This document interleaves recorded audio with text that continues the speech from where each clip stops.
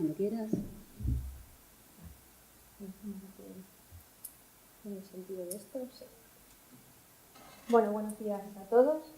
Creo que me voy a salir del ámbito forestal estrictamente y voy a dar una pincelada algo más química también o en otro ámbito, ¿no? Nosotros trabajamos dentro del proyecto que se está presentando en esta jornada y concretamente yo voy a hablar del aprovechamiento energético y la calidad de la biomasa del material que se está obteniendo en el proyecto. En este sentido, nosotros, bueno, por encuadrarnos dentro del proyecto, aunque podría ser no necesario, pero trabajamos en dos acciones. La acción B2, que es más ensayos de laboratorio y planta piloto que hemos llevado aquí en nuestro centro en el CEDER del CIEMA, llevadas a cabo en plantas que están estrictamente preparadas para toma de datos y caracterización.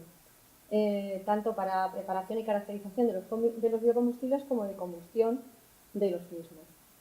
Y además en la acción B3, que es la aplicación directa de los biocombustibles en instalaciones reales. Y así hablamos de la demostración y la utilización para aplicaciones térmicas o para aplicaciones industriales. Y ahí está involucrado otra parte de los socios, pues el Ayuntamiento de Fabero, el Monte de las Navas y biomasa forestal y gestan biomasa en la planta eléctrica que hay en suelo. ¿Qué factores hemos de considerar o estamos considerando para analizar el aprovechamiento energético de los materiales recogidos? Pues ya hemos oído aquí hablar de la disponibilidad, de la forma de cosecha, del broce. Eso nos llevará a una caracterización, una primera aproximación de la biomasa que tenemos entre manos y cuál va a ser su aprovechamiento. Por supuesto, una vez recogido, pues tendremos que hacerle un pretratamiento para producir eso que llamamos biocombustibles, que ya tienen un formato que puede ser aprovechado. En las fases de pretratamiento tendremos en cuenta el rendimiento del proceso o de los procesos que tenemos que realizar y la calidad de los biocombustibles obtenidos, ahí sí ya como biocombustibles. Y hemos elegido la combustión como proceso más aplicado y ya desarrollado en biomasas, pues tanto para aplicación térmica como para aplicación eléctrica en la planta que hemos dicho de generación.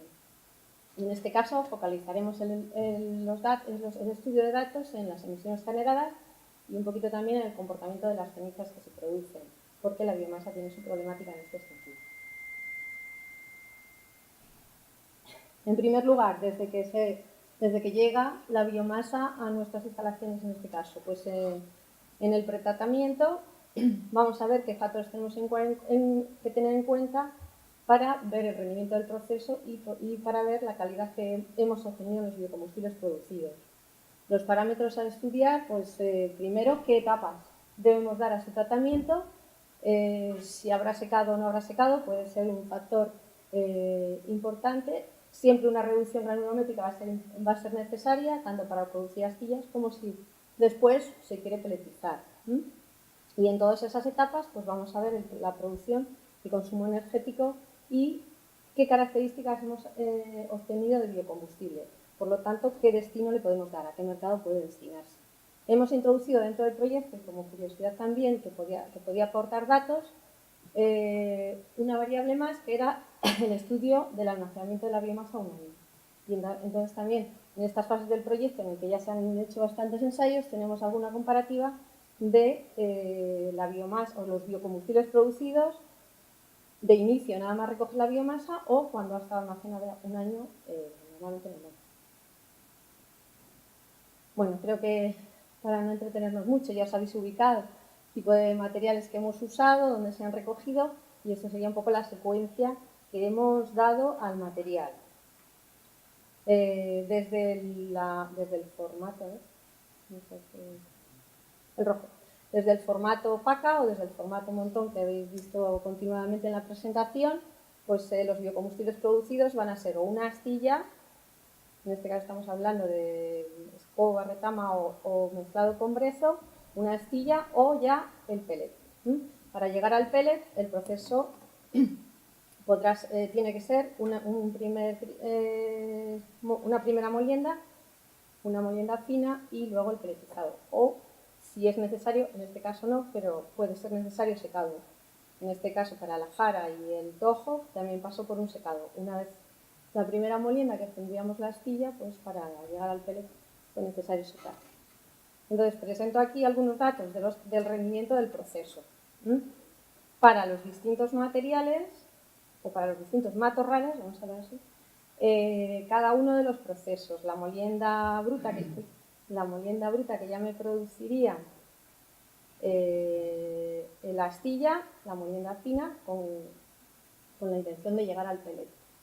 En este caso los datos son kilovatios hora por tonelada de materia seca y vemos un poco lo que sucede.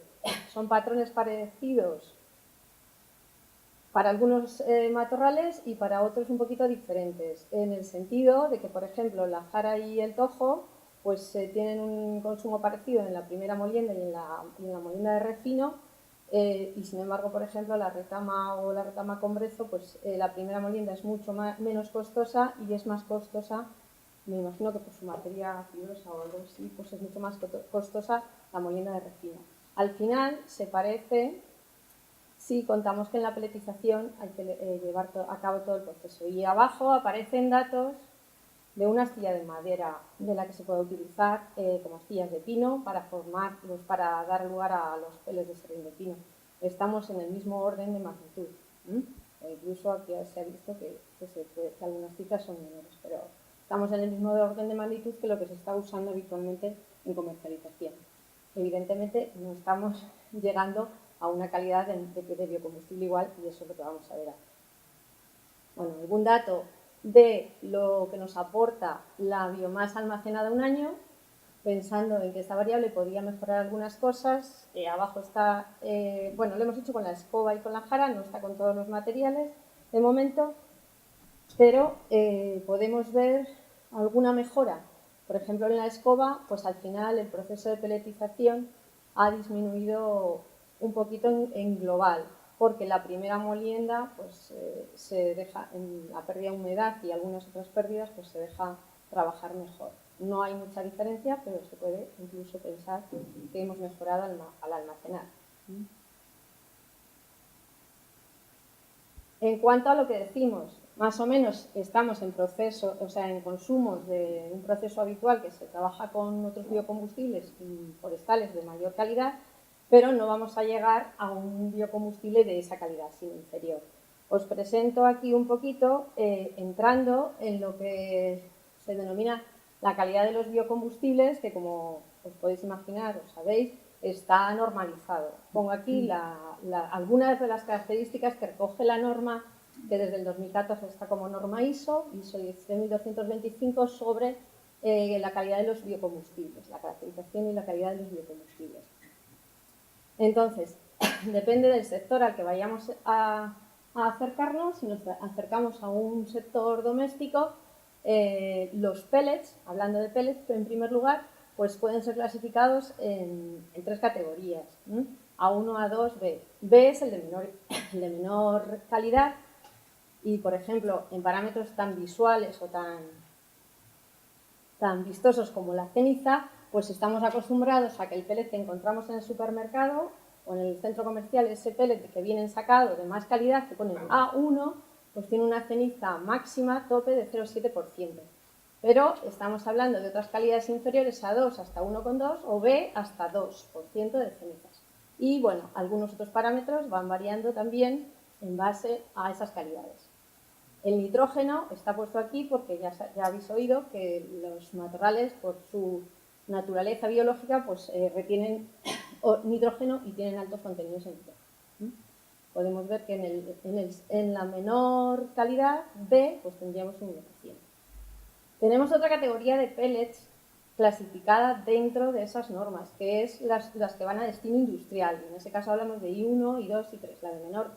La de menor calidad pues admitiría biocombustibles hasta 3% de cenizas, con otros parámetros.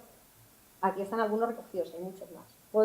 Hablamos también en astillas, que también existe la parte 4 de la norma, trata para materiales molidos, astillados, pues en cualquiera de los sectores, en la calidad B, pues va hasta 3% de cenizas también. Ahora vamos a ver nuestros materiales producidos con los matorrales, dónde se encajan. y dónde hemos llegado o dónde podemos situarnos. Estos son datos de la ceniza antes de producir el biocombustible, tal como se ha recogido del monte, pero es un poco para que nos hagamos idea qué objetivos podemos tener, hasta dónde podemos llegar. Entonces, la calidad esa súper a 1 pellets del centro comercial, pues no tiene que ser nuestro objetivo, porque nos damos cuenta de que todos los datos de laboratorio, de los materiales que han llegado al laboratorio después de todas las recogidas que se han hecho en el proyecto, pues han quedado por encima de esos objetivos, del 0,7% de cenizas. Con lo cual, ¿qué nos implicaría? Para bajar a niveles de este tipo en los matorrales, tendríamos que hacer una serie de tratamientos o pretratamientos adicionales y, por tanto, más costosos que todo ese coste que hemos visto que se podría igualar, que serían cribados adicionales, retirada, y a lo mejor ya no estamos hablando de una parte económica que se pueda considerar. Con lo cual, vamos a situarnos más, y ya veis que en este caso brezo, escoba, tojo, entran ya en la categoría hasta 2% de cenizas, que eran nuestros pellets de categoría B, para destino comercial, y por supuesto hasta en este caso la jara, que yo creo que por su recogida iba un poco más contaminada con tierra, pues dio más cantidad de cenizas, pero entran ya hasta el 3%, que era la clasificación que las normas de calidad pues nos dan para pellets industriales de categoría I3 o astillas, categoría B, de las categorías inferiores. Pero estamos, en este caso, podemos entrar en objetivos de calidad de biocombustibles. Bueno, os he recogido aquí las tablas de muchos otros parámetros, porque no solo la ceniza se mira, no solo el nitrógeno se mira, hay muchas otras, pero ya son restricciones menores que en general se entran. Y aquí recojo ya algunos más. De los biocombustibles producidos, aquí sí ya no es la biomasa traída del monte, sino ya una vez producidos los pellets de escoba, de jara. Bueno, esto es que tenía escoba más brezo en esa mezcla que decimos que viene del campo, que nunca es puro, no era brezo puro, y de tojo. Bueno, todo lo verde es que está dentro de la norma de residencial B, que era uno de nuestros objetivos. Si es naranja, pues no estamos en B, pero estaríamos en industrial I3. Y algunos parámetros se nos salen de las normas. Algunos de ellos fácilmente evitables, sin demasiados costes. Bueno, los pellets de escoba cumplen aquí toda la norma para uso residencial. Los pellets de jara únicamente, y ya habéis visto que la jara ahí tenía más ceniza, quizá porque la cosecha, en este caso, arrastró demasiada, pues superó el 2 o el 3% que hablábamos del límite de cenizas. Podría ser evitable, porque el resto de parámetros los cumplió. Ya tenemos otros problemas cuando hay brezo o en el caso del tojo otros mayores. En el caso del brezo aquí era por humedad, pero podemos intensificar un poquito el secado, quizá no se intensificó porque es el 10, esto significa el valor. Cuando está en norma, pues aparece el valorcito aquí del parámetro. Entonces el M10 quiere decir que por humedad 10 ya pasan. Entonces intensificar un poquito el secado en el caso porque eso nos implicaría que estamos dentro de I3, lo demás lo cumplimos dentro de I3. Si secamos un poquito, el poder calorífico ya va a entrar a 16,5, que es su valor. Entonces, estamos dentro de clasificaciones no para pellets de ultra calidad, sino de calidades clasificadas, industrial, I3 o residencial B. El tojo tiene mayores problemas porque en cloro y en azufre tiene valores algo extraordinarios. La composición en azufre aquí, por ejemplo, se pasa y aquí está dentro justo del límite de I3. Entonces, estas cosas son un poquito más difíciles de superar, porque si como una humedad o un poquito de cenizas en estas calidades, pues ya te suben el poder calorífico. Pero en esto, bueno, puede ser, y no lo hemos comprobado todavía con el tojo, pero vamos a ver si el lavado un año de almacenamiento reduce estos, porque los azufres y los cloros a veces se reducen por lavado a la intemperie de la biomasa almacenada, si no estamos muy lejos de los límites. Bueno, estamos dentro de unas calidades. 3 minutos, Raquel. Vale. La biomasa almacenada, como vemos, en este caso, pues ha quedado parecida. Pero es verdad que la jara que tenía 3,8 ha bajado a 3, o sea que también se reduce la cantidad de cenizas si se lava, porque posiblemente tenía mucho. Vamos a pasar ya a ver estos biocombustibles, cómo se comportan en la combustión. En este caso, vamos a ver emisiones y comportamiento de las cenizas someramente. En el caso de las emisiones, es importante la adecuación de los parámetros de la combustión, es decir, medidas primarias en la propia instalación en la que vamos a introducir el material. No dependerán muchos resultados del propio combustible, sino también del ajuste de la instalación. Y, en otro caso, serán necesarias instalaciones de medidas secundarias en chimenea para reducción de emisiones. Es posible que sí que sea necesario. Sí, una gran blanca. He puesto aquí un poco lo que hay que tener en cuenta. Hemos visto la calidad del biocombustible que introducimos, la tecnología que elijamos. En general, nosotros veréis que hemos hecho casi todo en calderas de parrillas, pero de distintas tecnologías en el sentido de distintos métodos. Y es importante la regulación y el mantenimiento de esas instalaciones para adaptarlos al combustible que entramos. Así veremos las emisiones obtenidas. Dentro de la acción B2, que os decimos, se han hecho ensayos en plantas piloto de laboratorio en las que las condiciones de operación las ajustamos al combustible y las mantenemos óptimas para obtener un tiempo estable de operación con unas emisiones optimizadas y una operación optimizada en dos calderas que tenemos en las instalaciones del CEDER en el CIEMAT, una de 40 kilovatios y otra de 500, ambas de parrillas, y son calderas de agua caliente con opciones. Y además hemos avanzado en la acción B3 a hacer ensayos de demostración con los distintos materiales, introduciendo pellets en dos calderas, que son la de Navas del Marqués, un district heating con una piscina climatizada y algunos edificios de 1 megavatio, pellets también, en este caso de Escobar y en este caso de Brezo, en Favero, de 400 kilovatios, también un district heating que hay en el pueblo para instalaciones municipales. Además, hemos introducido todos los materiales en una red de calor operando que tenemos en los edificios del CEDER, trabajando en operaciones de demanda, y además hemos introducido jara molida en las instalaciones de la planta eléctrica de Soria de 17 megavatios. Con esto, pues algunos resultados obtenidos para que veáis comparaciones. Aquí siempre he puesto el pino porque nos permite un poco ver la comparación en la tecnología. No siempre todas las tecnologías se adaptan y es difícil llegar a todo, entonces, bueno, viendo también un poco lo que el pino pasa. Son las emisiones relativas a NOx, SO2, clorhídrico, como excepcional, porque para el tojo, como tiene cloro, sale más, y partículas, que no es nuestro handicap en este tratamiento de los matorrales, ya que las partículas en general salen altas en general. Esto es para la caldera pequeña que tenemos en el CEDER, tratada, o sea, llevada en condiciones más o menos, en condiciones adaptadas al combustible y óptimas de operación. Las emisiones alcanzadas están siempre dentro de normas. Os he recogido aquí algunas normas, aunque tened en cuenta que este tipo de calderas no están limitadas en cuanto a emisiones, porque las limitaciones de emisiones existentes son para calderas a partir de 1 megavatio o para residuos, pero para biomasa no hay otras limitaciones, por debajo de menos de 1 megavatio. Hasta que no entren las condiciones de codiseño, entran en el 2020, para algunas calderas hasta 500 kilovatios, calderas de biomasa. Pero bueno, solo he destacado aquí las emisiones que por encima de estas normativas, cada una aplica más o menos en su ámbito, porque no siempre se aplica, ya os digo, pues las que tienen más, las que sobrepasan algunos de esos límites. En concreto, pues las partículas, porque estamos en 40-50 y estamos por aquí trabajando, o sea, se salen más partículas de lo habitual. Y en el caso del tojo, porque debido a la composición en azufre y cloro, pues los SO2 y los HCl sobrepasan esos límites en estas condiciones. Con la biomasa almacenada hemos mejorado, concretamente en las cuevas se ve una mejora importante de las partículas en esta caldera.